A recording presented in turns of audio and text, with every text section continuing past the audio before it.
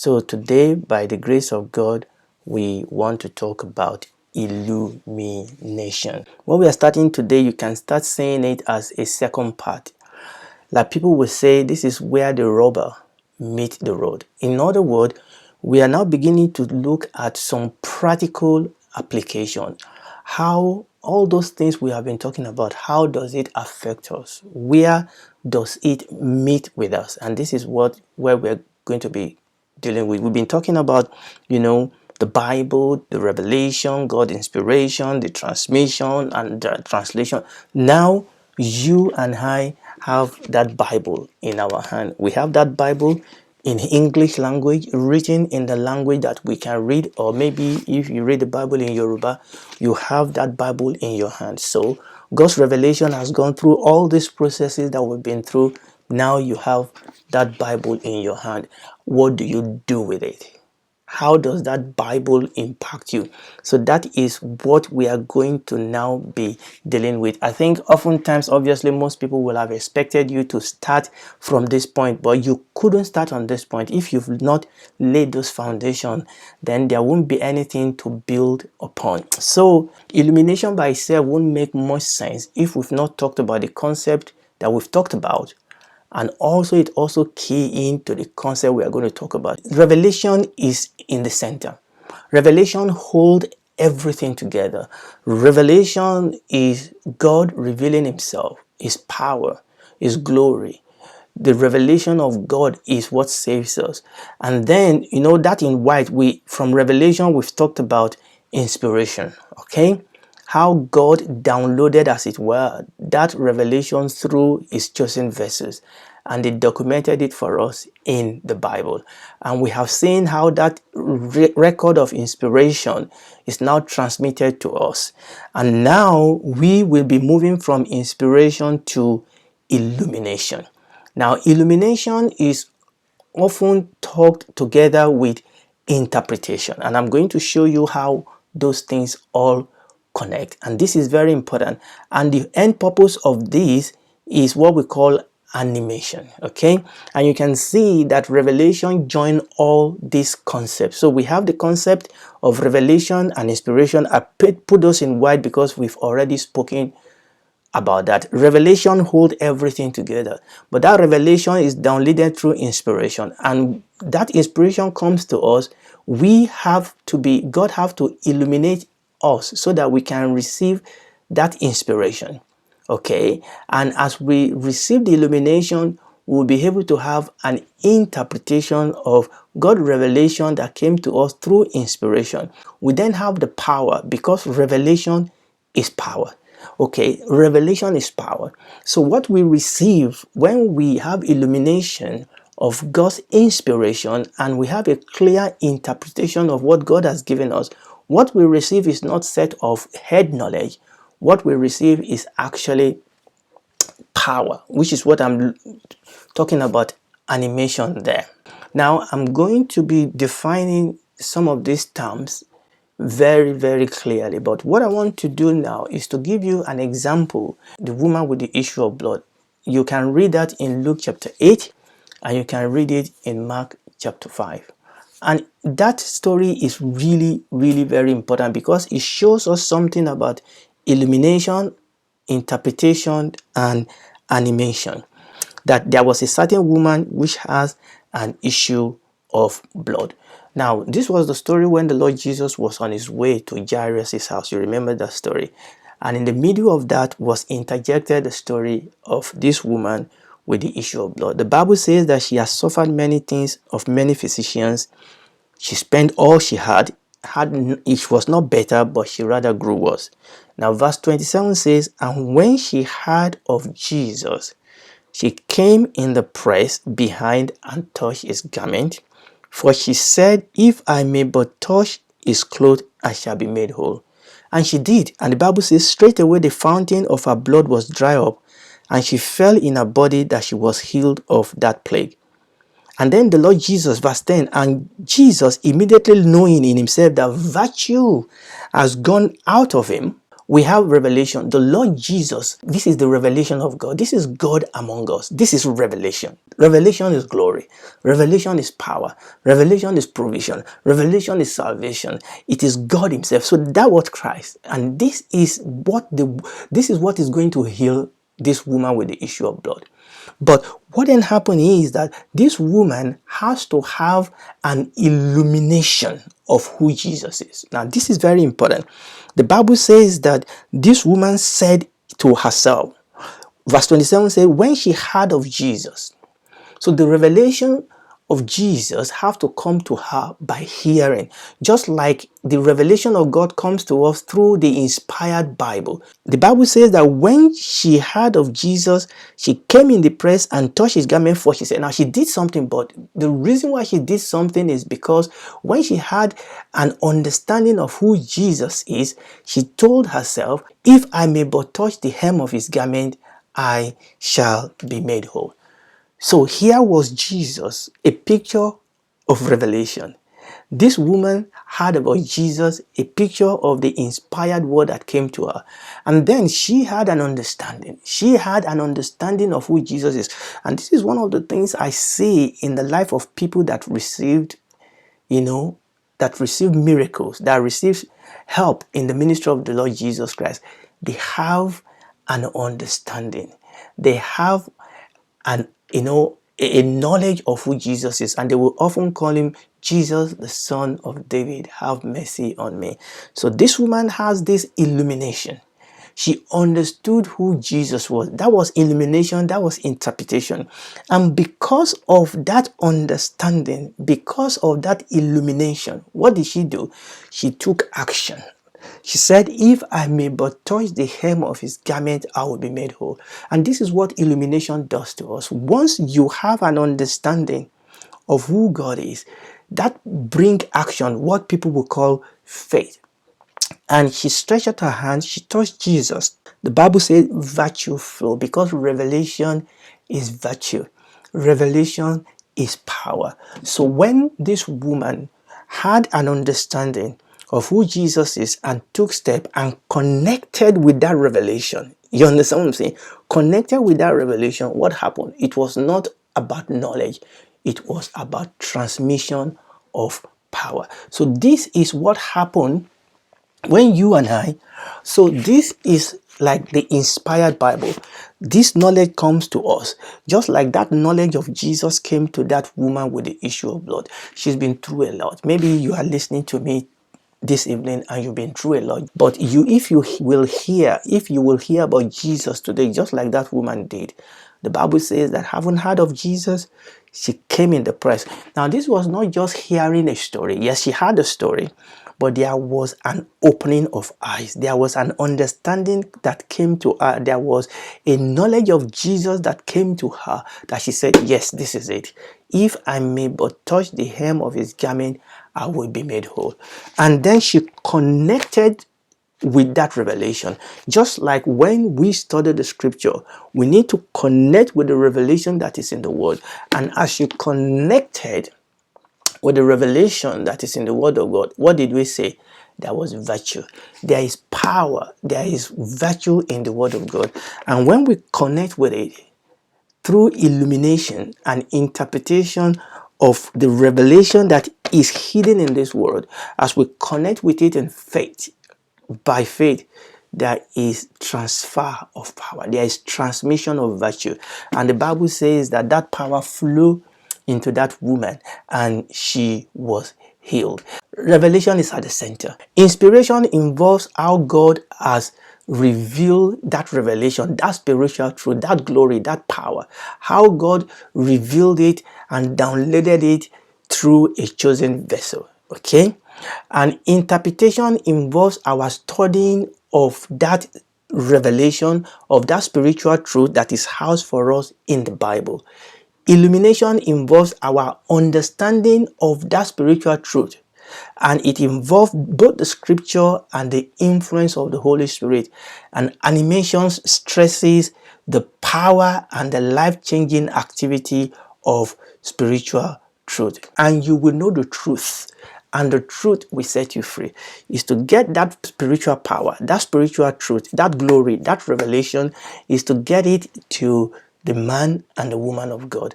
And that is animation. That is the powerful, life-changing effect of revelation in the heart of the believer. But for the believer to get that, the believer need to get the inspired word of God. The book is where those inspirations are kept for us. And when you get the book, you are not going to put it under your pillow and sleep on it or grind it into pieces. No. What you need to do, what we need to do, is to study it, meditate on it. And that is where interpretation comes. That's interpretation. And we are going to go into detail. What I'm doing now is to put it all together so that you can see the picture. As you study it and meditate and read and study and meditate, what happened? The Holy Spirit will begin to open our eyes of understanding, so that we may know, so that we may see, so that we may understand. As we study, as we meditate, as we read the scripture, as we preach about it and fellowship over it in churches, in private life, the Holy Spirit will illuminate our understanding. Paul called it the eyes of understanding being enlightened. Hallelujah. Being flooded with light. Illumination talks about light, you see. And I've given you this picture before. You remember that picture I gave you before, the warehouse where everything you need is stored, but that warehouse is in thick darkness. You need a torchlight. Okay, illumination talks about light. Is the light, as you study the scripture, is the light that the Holy Spirit shine upon you, so that you are not just touching the letter of the word, but you are touching the spirit of the word. You are not just reading story, you are receiving revelation. You are receiving that revelation that is in the scripture. Finally, you can see, oh, Jesus is the healer. Oh, Jesus is the savior. Oh, Jesus is my peace. Oh, I am blessed. You can see it's not because you are following one formula or another. It's not because you are trying to psych yourself. It's that the Holy Spirit open your eyes to see the truth that is in the scripture. Okay, and as we see that truth, what happened? We begin to receive, we begin to experience the power, which is animation. So let's read the book of Luke chapter 24. This was the story of two disciples who were walking on the road to Emmaus. Essentially, these two people, just like other disciples, they were disillusioned. The Lord Jesus has been crucified, and they were walking a couple of miles down to Emmaus, and the Bible says that the Lord Jesus appeared and joined himself to them, and this very interesting conversation was going on. These two people asking the Lord Jesus, are you a stranger? Don't you understand what has been going on?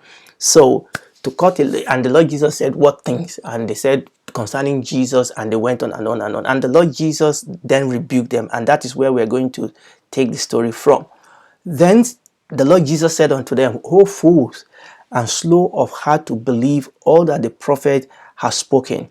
Ought not Christ to have suffered these things, and to enter into his glory? Now, verse 27 is very, very important. And beginning at Moses and all the prophets, he expounded. I want you to see that word expounded, because that word is very, very, very, very, very important. He expounded unto them in all the scriptures things concerning himself. The word expounded means to unfold the meaning of what is said, to translate into one's native language. Beginning at Moses and all the prophets, he expounded unto them in all the scripture the things concerning himself, because this is revelation. The Old Testament, the New Testament is about Jesus Christ in all scripture. It's not about the story of Abraham or Isaac, of Israel. It's not about you. It's not about me. It's not about anybody else. It's about God, who God is, God's purpose, plan, his kingdom, his purpose and his plan. And the Lord Jesus said, beginning from Moses and all the prophets, that is everything. He expounded unto them in all scripture the things concerning himself. And that is what illumination is. So here, the Lord Jesus Christ was pouring light onto these two disciples. And this is a practical example of illumination. And it came to pass, as he sat at meat with them, he took bread and brake it and gave it to them, and their eyes were open, and they knew him, and he vanished out of their sight. Look at that word. And their eyes were open, and they knew. Open and know. Illumination comes so that we can see, so that we can know. Okay, without illumination we will have eyes, we won't see. Without illumination we will have ears, we wouldn't hear. Without illumination we will hear but we won't understand. Illumination brings vision. Illumination brings understanding. Illumination brings knowledge. Okay, their eyes were open, they knew him, and then he vanished from their sight. Their eyes were open and they knew him. And this is the reason why some people can even go to theological seminary. Some people and some people can have all the degree, all the secular degree, and they can still be blind. I mean, you know, the Lord Jesus told the Sadducees and the Pharisees and the scribes of his days that they were blind.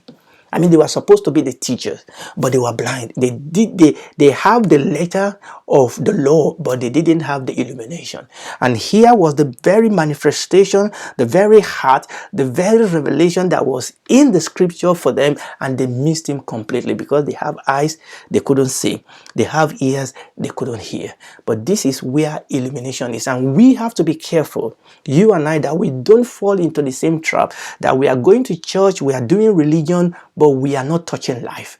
Okay, it is much more than just being there. Okay, I heard the message, yes, I read the scripture, yes, I read the book, yes, I participated in the discussion, yes, but the thing is that, what did you get? Did you get, while your eyes open, did you say? What did you say? What then happened is that the Lord Jesus revealed himself to these two disciples, and they took off.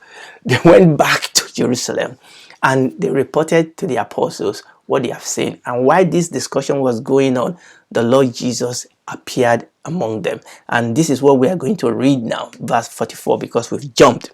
Verse 44. And the Lord Jesus said unto them, these are the words which I spake unto you while I was yet with you, that all the things must be fulfilled which were written in the law of Moses, in the prophet, in the psalm concerning me. Verse 45, and that is very, very important again. Verse 45, look at the word. What does that word says? Then open ye their understanding.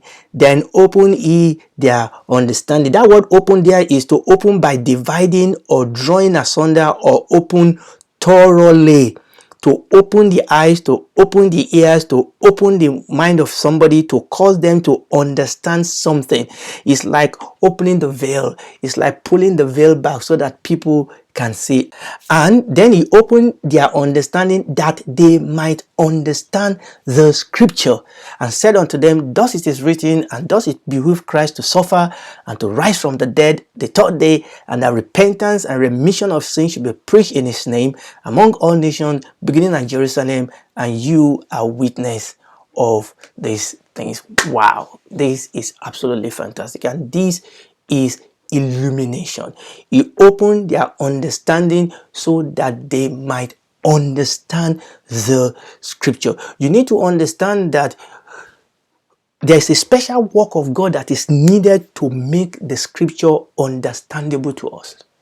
Okay, and this is very important. Now there's our own part, which is interpretation, studying. We are going to come to that. How do we do that? The Bible says we should study to show ourselves approved. But our understanding is not by our own manipulation. It takes the special work of God. It takes the work of the Holy Spirit. It, as the Lord Jesus opened the eyes of the two disciples, and He's opened the understanding of the apostle, the same way the Holy Spirit will have to open your eyes and my eyes to be able to see the revelation of God in the scripture. It is the work of the Holy Spirit, and that is what we are going to be focusing on by the grace of God when we come the next time, because I'm rounding up now. It is the work of the Holy Spirit, the ministry of the Holy Spirit, that as you and I, and this is why when we approach the word, whether we are reading the Bible ourselves, or we are listening to sermon in church, or we are listening to it on TV, this is why we have to prayerfully listen. And before we listen, while we are listening, and after we are listening, we have to pray over those scriptures. We have to go back again and study it until the daylight arise in our heart, until we begin to see, until we begin to hear, until we begin to understand. And then it will not just be we trying to just walk up something, or trying to walk up an emotion, or trying to make ourselves feel good, a feel good message. No. It will be, man shall not live by bread alone, but by every word that proceeds out of the mouth of God. It will be you and I living by faith, living by the revelation that we receive from the word of God, as the Holy Spirit open our eyes, gives us illumination, so that we can see those things that were freely given to us by God. This is a special work of God that is needed to make the scripture understandable. And illumination always shows us Jesus, that I may know him. Okay, the truth is that the revelation that you see in the scripture is the revelation of Jesus. And as we behold him, we've gone through this, we are transformed, we are translated into the same image from one level of glory to another. We are becoming like him, we are talking like him, we are walking like him, we are thinking like him. Hallelujah. It's a revelation of God. His purpose, his plan, his kingdom. And that is what we see in the scripture. And as we behold him as in a glass, we are transformed into the same image from one level of glory to another. Wow, this is absolutely fantastic. I'm going to stop there today by the grace of God. I believe that this has been a blessing to you. And I'm trusting and I'm praying that God will give all of us a hunger and a desire. Like David said, one thing have I desire of the Lord, and that will I seek after, that I may dwell in the house of the Lord, to inquire in his temple, because that is where illumination comes. Joshua was a man like that. He will sit even after Moses has gone. Joshua will sit in God's presence, and that is where illumination comes. We see an example in Mary also. She will sit at the feet of Jesus to hear what Jesus has to say. So Mary's had such an illumination of Jesus and his death that he anointed him before he died. And all these 12 men that were following him all around, they had no clue. But here was a woman that have learned the act of sitting, to inquire, to study, to meditate, until the Holy Spirit start pouring light, opening eyes, so that we may know him. Hallelujah. And as we know him, we are transformed. But let me tell you something. There's something that the Holy Spirit has revealed to us expressly, that Jesus is the Lord, that there's no other name given among men whereby we might be saved, that salvation is only in Jesus. This world is condemned. This world is rushing towards a calamity. But there is a name that will save you, and that is the name of Jesus. All you need to do is A, accept him, B, believe him, C, confess him as Lord, and invite him into your life as your Lord and Savior, and you get born again, join a living church, and begin to grow as a child, as a son, daughter of God. Hallelujah. And he's coming back very soon, and then you will spend eternity with him in new heaven and new heart.